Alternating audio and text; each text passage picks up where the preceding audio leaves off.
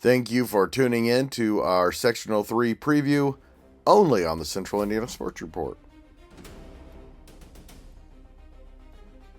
Welcome, high school football fans, to the Central Indiana Sports Report for our Sectional 3 preview. Coming up, I'll give you the draw for Sectional 3 along with the top storylines. Then Michelle Garmon and I spoke with new Indianapolis Star prep editor Kyle Neddenriep about what he expects from Sectional 3. Then Michelle Grant and I will predict the sectional champion. Please do us a huge favor if you like this podcast. Please share it and hit that like button. I know hitting the like button sounds really stupid, but it does help spread the word about the podcast to a wider audience, and that's what we need. And if you love the Central Indiana Sports Report, please consider subscribing. We also previewed sectionals 4, 5, 6, 12, and 13 and predicted the champions. We also previewed the sectional semifinals from sectionals 27 and 36. And on Thursday, Michelle Grant and I made our predictions for all of the Central Indiana games for Week 11. And we will be back on Friday night with our high school football scoreboard show, where we'll go through the scores and highlights from throughout the state. Then Saturday, we will debut part 2 of our scoreboard show called The Aftermath, a conversation with local media and coaches about the sectional semifinals. And in Sectional 3, that is 3 and 6 Zionsville at 5th ranked 7 and 2 Westfield in one semifinal. The other semifinal will be 4 and 5 Harrison at 8 and 1 and 2nd ranked Carmel.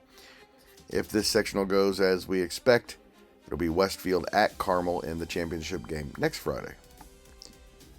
Westfield won 27-3 at Zionsville on October 5th in the first matchup between the Shamrocks and the Eagles. Last year was the first ever postseason matchup between the two teams, also won by Westfield 35-13 in the sectional championship. Westfield enters the game on a 3-game winning streak, Zionsville on a 3-game losing streak. Carmel is 8-0 against Indiana teams this year, their only loss coming to Trinity from Louisville, Kentucky.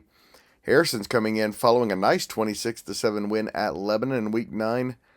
The last meeting between the Raiders and the Greyhounds came in 2008, and Carmel leads the all-time series 5-0, all 5 games in sectional play.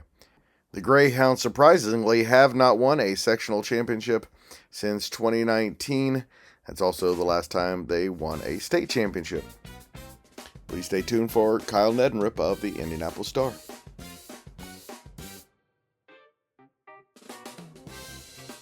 As we continue our preview of Sectional 3, we welcome in Indianapolis Star reporter Kyle Neddenriep to talk about the sectional field. And nothing against the others, but it really looks like we're headed toward a Carmel-Westfield rematch, doesn't it? Yeah, I think you're right. I think Zionsville they did play close with Westfield for a half. The last time they played, it was 3-0 actually. Zionsville led that game at halftime before Westfield kind of came storming back and scored 20 points in the third quarter and kind of rolled to a 27 win. So I think Zionsville is sort of maybe somewhat of a sleeper. I can't imagine Carmel will have much of a problem against Harrison. But just looking at what Harrison defensively, I'm not sure they can stop Carmel. I think maybe Harrison's passing game could give Carmel a little bit of trouble, but I can't see that being a close game necessarily. The other one, maybe. I think Westfield's been playing better here of late. Their issues, I wouldn't even say issues, but they have had some injuries. They've had 2 quarterbacks playing throughout the season, and they've kind of just done that throughout. They haven't really necessarily gone to one over the other. So, but they have Deacon King, who has been hurt coming back. I think Westfield's just a team that they've been there so many times that it's a team that is kind of experienced in these type of games, and I would definitely favor them. Probably, though, because Zionsville did lead Westfield 3-0 at halftime. Chances are the players won't be looking ahead to a possible rematch with Carmel, knowing that Zionsville is good enough to challenge them. Yeah, I think it helps that they played them, so they kind of know who Zionsville is. They know so it's not like this is kind of an out of the nowhere type team. It's a rival, so I think that kind of has your attention. Even though Westfield has beaten them They've beaten Zionsville so many times that it's maybe from that standpoint you could see you look past them slightly, but they're a conference team. They're a North Side Indianapolis area team. I don't think there's much chance of Westfield looking past them, and they're just. To me, Westfield's just that program. Josh Miracle's just kind of kept it going from Jake Gilbert. It sounds unfair to call them a machine because that sort of demeans what they do year in and year out. But they've kind of gotten to that point where you just kind of expect them to be good. You expect them to win sectionals now, which didn't used to be the case, as we know. So, Westfield's kind of that team in the north side of 6A that we expect to get through now, and maybe not this year because Carmel's been so good. I expect when Westfield and Carmel play next week, and I think that game will happen. I think that'll be a really good game. How close is Anthony Coleman, or has he surpassed Mark Herman now? No, he only had in that last game of the season, I think had 90 something passing yards. So he's close. I want to say it's in the range of like 50 some yards. So it's not far away. They ran the ball a lot in their last game. He didn't even throw that many times. So I would assume in this game he's probably going to get it. They get that out of the way, get the record done, and hopefully, I think to Kevin Wright's hope is he doesn't even play much of this game after halftime or whatever. But he's got, I don't know exactly how many yards, Michelle, but he's on track definitely still to make that record. Kyle, the fact that Carmel is 8-1, is that much of a surprise to you? You knew it was probably going to be a good season with Kevin Wright coming back, but because you're closer to the program down there than Greg and I, did you foresee an 8-1 season? No, No. I would definitely say no. Honestly, when I was out there maybe a week or two before the season started, I can't remember exactly, but I did a story on Kevin and just coming back to coach at Carmel and kind of just like what it's like to be back and that sort of thing. And we talked on the field there before the season about, he was pretty honest. It felt like that. I don't know what to expect. I haven't been coaching here for 10 years. I think he liked his personnel, but honestly, you jump right into the season with two really good opponents, with Fishers and Westfield, and it's kind of one of those things where and honestly, I looked at their talent. I was like, man, I think they've got a chance to be pretty good. I don't know if it'll happen right away. I think Kevin will, get it going.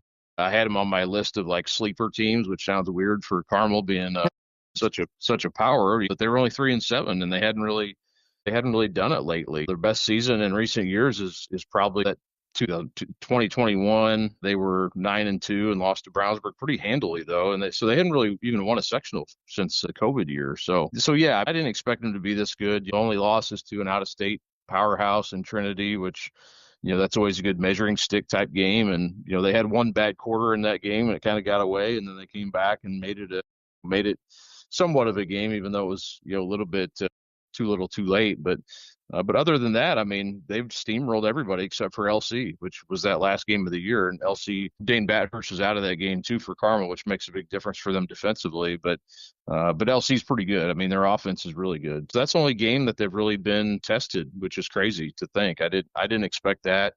I thought the first two games would kind of be toss-up type games, and not knowing how good Fishers would be either. They lost a lot, but I really thought Westfield would get them in that second game, and that didn't happen. Carmel dominated that game. So credit to what they've done there. They hit the ground running. From people you talk to, it's just a very, very intense, very up-tempo, high standards, all the things you kind of expect from Kevin Wright teams. And they've got a good, talented class, too. I think that's a big part of this, too, is they've got players. It's not like he's doing this with smoke and mirrors. They're a really good team. I mean, when you get experience at quarterback, you get running back who's been there, you've got a good group of receivers, and the line is what, talking before the season with Kevin, it's like he didn't know where the line would be. They only had one returning offensive lineman, so that was kind of an issue, but they haven't really had much trouble there either. It's just been that's a long answer to your question, but I'd say yes, I have been surprised. All right, so Carmel won the first game. Westfield's the defending champion. You willing to go out on a limb and make a pick? At this point, I would, looking at this week's games, we'll obviously make a determination on ultimately how you look at this game. But I think I would be surprised if I don't pick Carmel next week. They've been the more consistent team this year. Westfield did have out one of their star linemen in the first game, and Malachi Mills, who's going to Kansas, so he'll be back for that one. But I don't know if it's just one of those things where I just feel like Carmel's got the better team this year. And who knows? Things could happen this week to make you change your mind, or even that LC game at the last game of the year. Yeah. Kind of, it's like, oh, okay, well maybe that changes things a bit. But yeah, I do think it'll be a close game. I think Westfield will play much closer than they did last time against Carmel. So I think it'll be one of the marquee games of the week. But yeah, I'll probably end up going with Carmel. And whoever wins that sectional has a chance to win it all. Definitely. Yeah, definitely. It'd be one of those knockout type games where I would say both those teams have a chance to make it all the way to Lucas Oil, no doubt about it. Westfield's done it. You can't really deny them that they know how to get there, and they haven't won one in 6A anyway, but they definitely know how to get there. And I would say they're if they can beat Carmel, they might be the favorite to get there, honestly. We just heard from Kyle Neddenriep on Sectional 23, a sectional championship that we expect to be Westfield at Carmel. Michelle, Grant, who are your picks to win Sectional 3? I'm taking Anthony Colmer, quarterback for Carmel, leading the Greyhound offense. And then I think Carmel is going to win the sectional. But even though I shout out to Anthony Colmer, biggest shout out to Kevin Wright. He's come back and he's just taken all that talent and put it together. I know that it was a convincing win the first time around. We've talked about that a lot. Carmel beating Westfield, but Westfield was not very healthy at the time. It was a sound beating, but I think with the experience Westfield has, I'm tempted. I know it's going to be at Carmel. Yeah, give me the Shamrocks. I think I'm going to take the Shamrocks to win this one. I think that I'm going to take them to win the regional too when we get there. But one of these two teams is going to be a regional champion, I believe. Grant, break the tie. Give me Carmel. Breaking the tie. Thank you so much to Michelle and Grant for joining me to do all these previews. Don't forget, we also have previews of all the other Central Indiana sectionals that are getting underway this week, plus sectionals 27 and 36. And we'll be back Friday night with our scoreboard show. Please join us.